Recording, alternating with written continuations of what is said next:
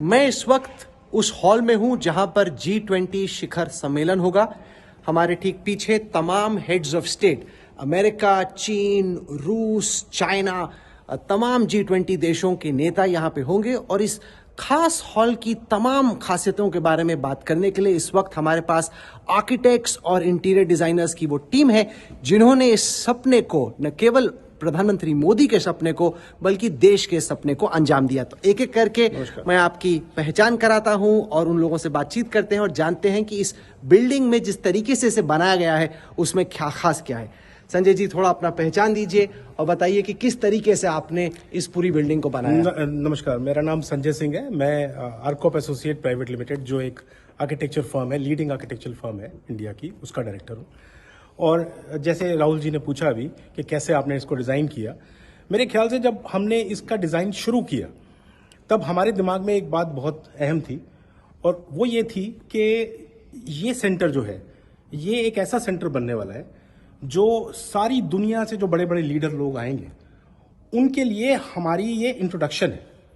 तो क्या हम अपनी कला, अपनी संस्कृति, क्या उन सब चीज़ों को हम सारे वर्ल्ड लीडर्स को बिना इंट्रूसिव वे में प्रदर्शित कर सकते हैं। तो जरा बताइए, जो यहाँ पे आपने तमाम चीजें लगाई हैं उसके बारे में बताते हुए कि क्या खास बनाया आपने। तो अब आप देखें, अगर जैसे ये G20 हॉल है, इस G20 हॉल में अगर मैं अपनी वॉल्स को देखूं, सारा काम हमारा रेड सैंडस्टोन में हुआ है, विच इज जो हमारे देश के लिए बड़ा यूनिक है। ये पत्थर यहीं मिलता है।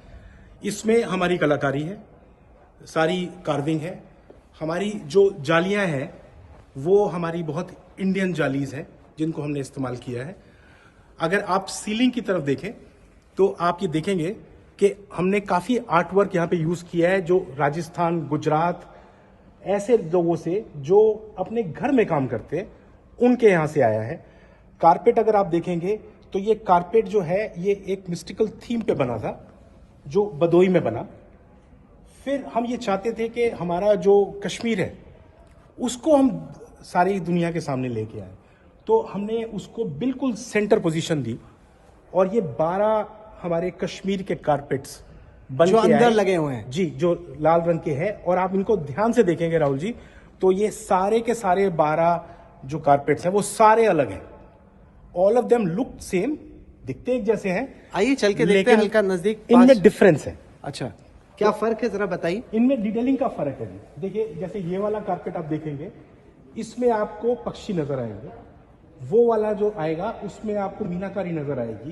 जो थर्ड वाला है उसमें एनिमल्स के हंटिंग सीन्स हैं। लेकिन जब आप इनको देखेंगे एक साथ तो ऐसा लगता है कि ये सारे एक ही जैसे हैं।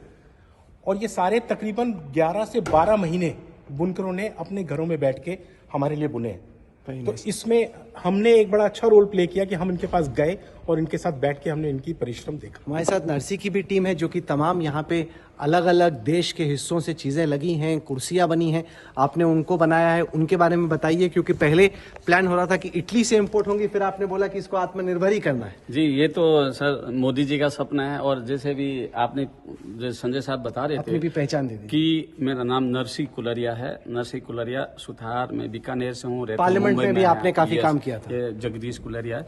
तो मेरा ये कहना था कि जैसे भी आप मोदी जी ने ऊपर कहा कि मोदी जी शिल्पकार भी है, वो शिल्पी है, वो उनको इतना नॉलेज हर चीज में, डिजाइन में।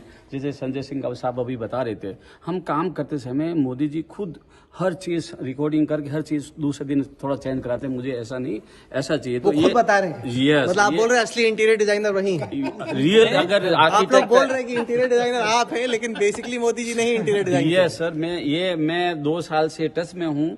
डायरेक्टली मोदी जी से तो बात नहीं होती, लेकिन पीएमओ की टीम है, उनके जो लोग हैं, मैं ये कह सकता हूँ हर चीज बनती है उनके हिसाब से, उनके अनुसार बनती है। हमारा ये हमारा आज मोदी जी का सपना है कि जो चीज टेबल जो इटली में बनती है उससे अच्छा हम आज यहाँ बनाते हैं। जो जैसे आप सीलिंग देख रहे हो, स्टोन का वर्क, जैसे संजय साहब का डिजाइन है, हमारा काम है एग्जीक्यूशन करना है। क्योंकि आज हमारे देश में अनस्किल ज्यादा है, स्किल कम है। तो मैं स्किल के ऊपर राहुल जी पैन इंडिया में काम करता हूँ। मैं एक खास चीज और दिखाना चाहता हूँ कि यहाँ पे जो कुर्सियां लगी हैं, उन कुर्सियों को बनाने के लिए मशीनें खास तौर से इटली से आई थी। पहले चर्चा हो रही थी कि इटली से ही कुर्सी को मैन्युफैक्चर करके यहाँ लाया जाए, फिर तय हुआ कि नहीं, इसको हम यहीं बनाएंगे। उसके बारे में उसकी कहानी बताइए। और ये लकड़ी सारी इंडियन टीक है, तो सारा इंडियन टीक यूज हुआ है इस पे, ऑल इंडिजिनियस इंडियन मटेरियल सारा यूज हुआ है। ये हर चीज make in India, made in India, बाहर से इंपोर्ट कोई चीज नहीं किया है, न पार्लियामेंट में किया है और हमारे फर्नीचर में हमने कोई चीज इंपोर्ट नहीं किया है।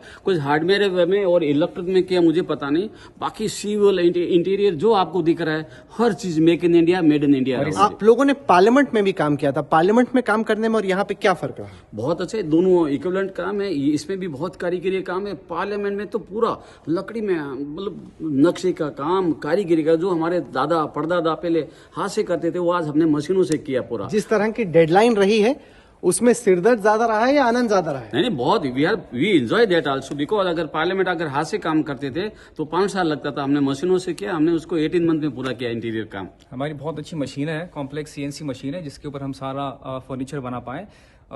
जो आप अगर पार्लियामेंट के अंदर चेम्बर्स के अंदर जो बेंचेस अगर आप देखोगे तो बेंचेस एक रेडियस के अंदर है, वो सारा रेडियस अचीव करने के लिए स्पेशलाइज मशीन्स की जरूरत पड़ती, जो हमारे पास हैंडी थी, उस वजह से हम मोदी जी से बहुत खुश है, क्योंकि आज ये सेंट्रल विस्टा पूरा बन रहा है, इसमें लाखों लोगों को रोजगार मिलेगा।